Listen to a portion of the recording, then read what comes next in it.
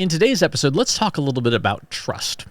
At this year's Marketing Profits B2B Forum, Ashley Faust from Atlassian was giving a talk about influencers and subject matter experts and thought leadership and how to know whether you're a thought leader or not. And one of the characteristics of thought leadership that she talked about was authority.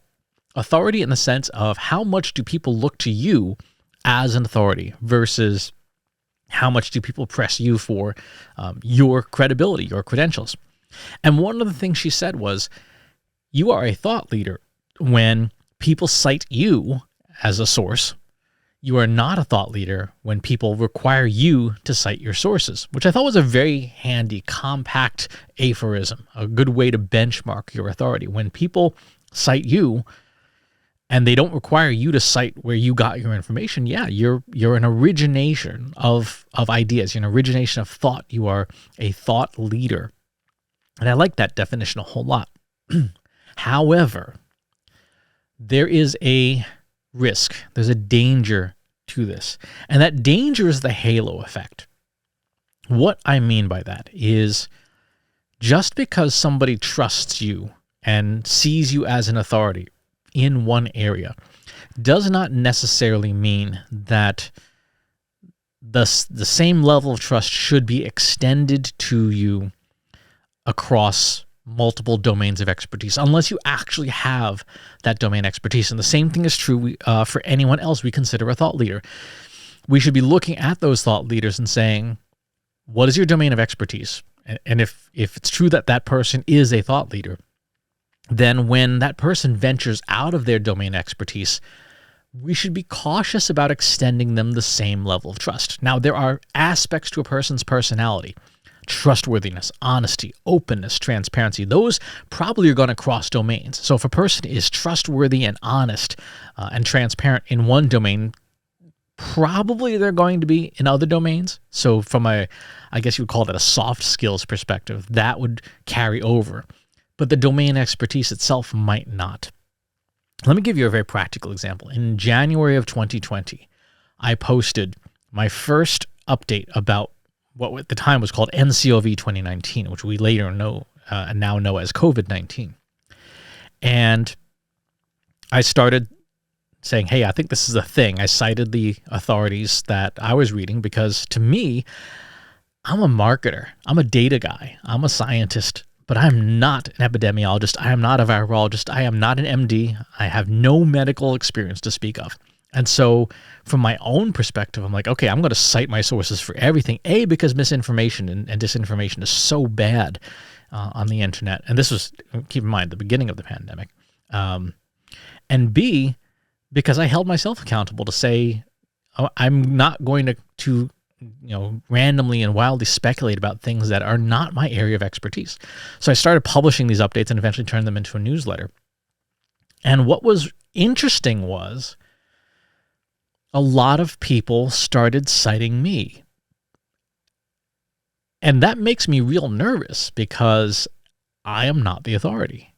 Like I said, I'm not a virologist. I did not go to medical school. In fact, I washed out of pre-med in college. I didn't make it through organic chemistry too. I am not qualified as a medical practitioner to be speaking about things without somebody saying, hey, what are your sources on that? Right? I can talk about it, but I should be, and still do to this day, cite my sources. I still publish my pandemic newsletter, the newsletter that I wish would go away because I wish the pandemic would go away, but it hasn't. And so here we are.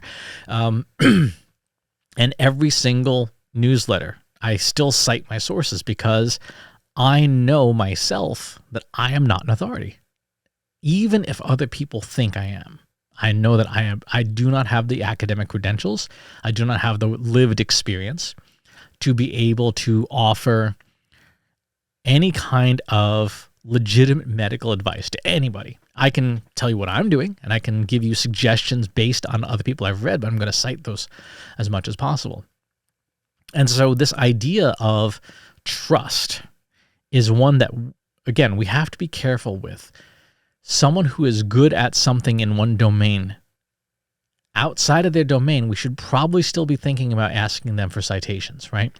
If you look at my martial arts teacher, I would not hesitate to cite him blanket citation for his expertise. I don't even have to ask him where he gets his information and stuff. I know where I know his teacher, and his teacher, he's an authority on the martial arts and our martial art in specific.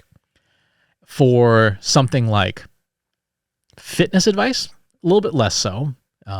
For something like medical advice, I should be asking that person for citations.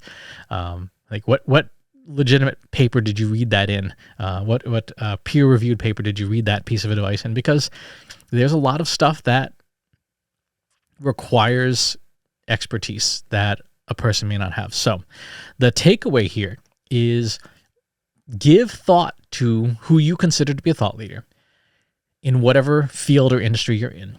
Give thought to how much trust you extend to that person, how much you see them as authority, how much you cite them.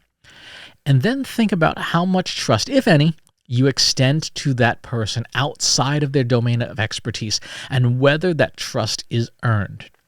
Again, that person may have multiple domains of expertise, in which case it is totally safe to trust them in their areas where they are experts. Otherwise, every now and again, it might not hurt to ask, where did you get that information from? Is there something that I can take a look at? Is there source material? I'm in the midst of, as I record this, dealing with some hate speech on Twitter. And again, I'm citing myself. I'm not going to make a claim. I'm going to say, here's the raw data that I pulled, because even in this area, even though data is my area of expertise, hate speech and stuff is not. So I'm still going to cite my sources. And if you are creating content with the intent of being a thought leader, make sure that you hold yourself accountable. Hold yourself accountable. Know where you are an expert. Know where you are not.